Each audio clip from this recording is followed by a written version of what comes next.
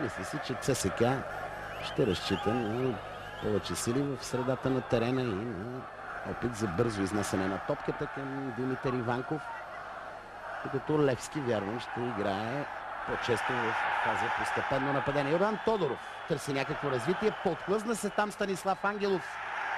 Удар на Тиаго Силва, който много бързо подкрепи своите колеги с включване в центъра. Напрежение на сектора на стадиона. Фенове в ръкопашна схватка помежду си. Разменят се крошета. Полицията се намесва естествено. Стана сериозно. Ето ги тези кадри, за които става дума. Много по-решителни трябваше да бъдат действията на полицията в случая. Не, че не бяха взети мерки. Един контингент от полицайите веднага се пренесе на това невралгично място. Евгений Йорданов се върна да помага на колегите си от защитата. Талкийски умее да центрира удобни топки от тази позиция. Удар. Късмет този път за ЦСКА. Двама души едновременно се подхлъзнаха тогава, когато стабилността бе нужна повече от всякога. Ето още веднъж тази комична ситуация. Хоп, двама на земята, удар с глава на Милан Коприваров. Янев отново с десния крак. Живнаха трибуните, имаше защо красиво изпълнение, но топката все пак профуча покрай десния страничен стълб на вратата на Иванков. Талкийски махна се от десния фланг и той без никаква видима причина пада на тревата. Продължава синята атака. Боримиров достигна топката. Има ли кой там да я отиграе? Да видим дали това няма да бъде 1-0. Ето е най-добрата голова възможност за Левски. За да се стигне до този удар, трябва да похвалим и Даниел Боримиров за това, че много предвидливо видя къде върви фалцираната топка и че ще остане в игра.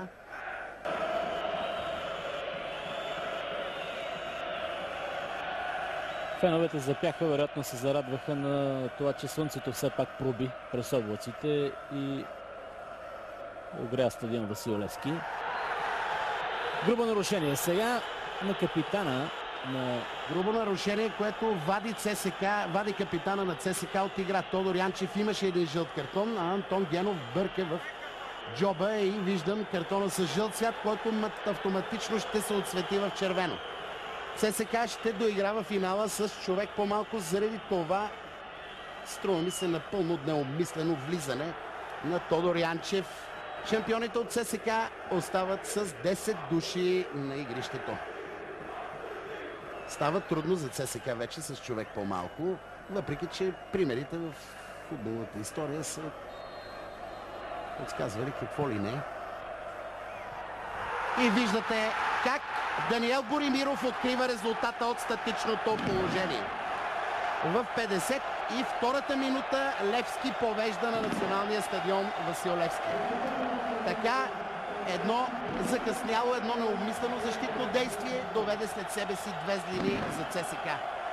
Първата е, че червените останаха с човек по-малко и веднага от статичното положение, от прекия свободен удар бяха наказани след доброто центриране и отличният удар с глава на Даниел Боримиров. Левски ЦСКА 1-0.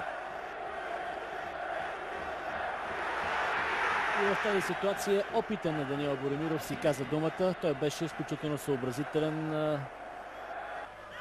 Тиаго. И загуби много лесно от Талкийски. Той веднага търси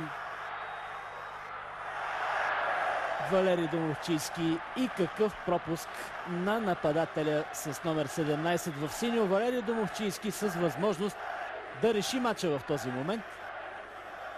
Овладя топката, отправи удар. ЦСКА е по-активният тим и опитва да се върне в двубоя, макар и с човек по-малко. Ибрахим Агай, колко метра премина само рейд на Ибрахим Агай, удар с десния крак и Иванков спасява. Не е завършил атаката на червените. Муджири към Тодоров. Бенуа, кой опитва своя шанс от далечно разстояние. По-скоро центрира топката, отколкото да отправи удар, и за Иванков нямаше проблеми. Опасен е Ибрахим Агай. Вече заострихме вашето внимание към неговите включвания от втора позиция от дълбочина. Сега да видим Чиликов какво ще стори. Има възможност да подаде.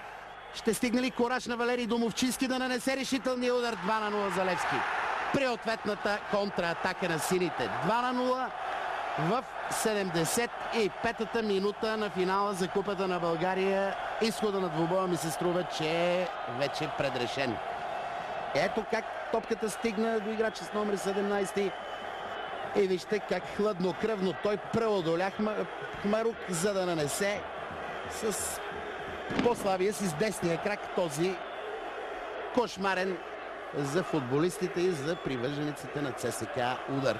Левски повежда с 2-0. Веднага беше изпълнен неговия удар. Муджири отново центрира. Ибрахим Агай се размина с топката и Антон Генов отсъжда дуспа за нарушение на Елин Топозаков срещу Ибрахим Агай. Втори жълт картон за Елин Топозаков и числено равенство на терена. Там някаква дразга между Ибрахим Агай и Димитър Иванков. Налага се на Тяго Силва и на двама-трима футболисти в синьо да удържат хората, които участваха в поредната провокация на игрището. Много сложна ситуация за Антон Генов. Важен момент, да не кажа решителен миг в финала. Христо Янев. Удар на Христо Янев, 2-1. Сега червените ще бързат, защото имат 10 минути на разположение, при това при числено равенство на игрището. Така общо взето идентични ситуации. Отстраняване с последващ гол в една от двете врати. Христо Янев успя да се освободи. Йордан Тодоров отдясно. Дали ще играе 1-1 срещу Томашич? Удар на Йордан Тодоров.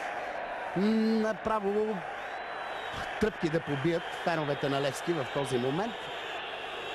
Искат ъглов удар играчите в червено. Антон Генов посочва ъгъла на вратарското поле. Нестандартно решение на Йордан Тодоров. Внимаваше Иванков.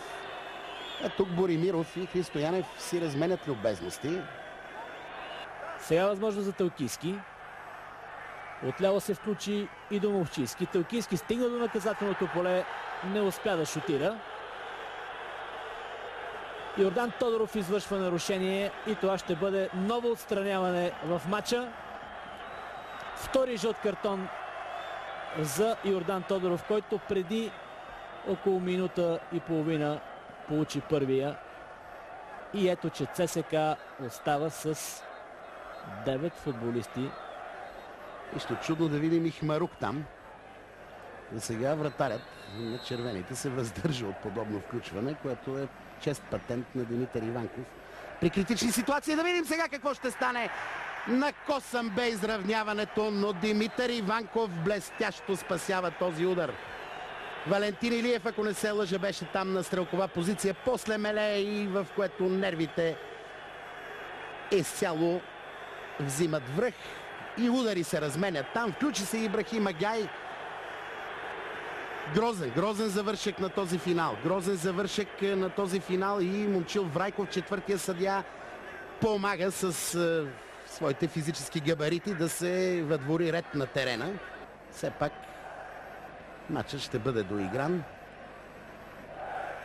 Имаше и ударието тук. Нарушение на Забавник определено. Иванков улови топката. Забавник с бутоните се опита да му я отнеме. Всичко това вбеси футболистите в синьо. Колко им трябва и на червените, за да влезат в такова меле. Подновена беше играта и след това Антон Генов даде последния сигнал за този драматичен двубой.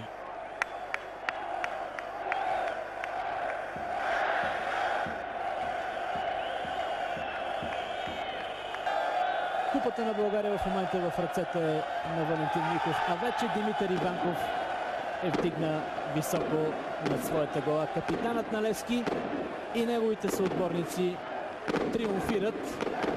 В последните години именно сините са отборът, който най-много печели трофея и през 2003 и през 2002, както и през 2000-та Левски спечели Купата на България.